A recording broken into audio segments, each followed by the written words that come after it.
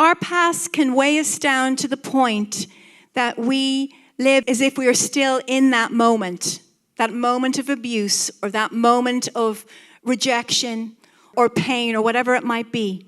And we don't look forward to our future. And I want to tell you, God wants you to look forward to your future. Jeremiah 29 verse 11 tells you that he has great plans for you, to give you a hope and to give you a future. If you're his child, he's got great things ahead of you.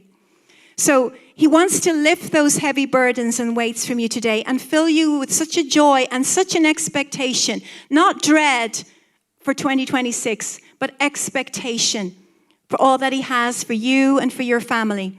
So, eyes on Jesus. Another thing he wants us to do is he wants us to yield and surrender our past to the Lord. That's not easy.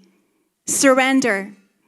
You watch those movies, they have a gun, they say, you put your hands up, you need to surrender. Surrender is saying, your life is in my hands now. It's not mine anymore. And that's exactly it.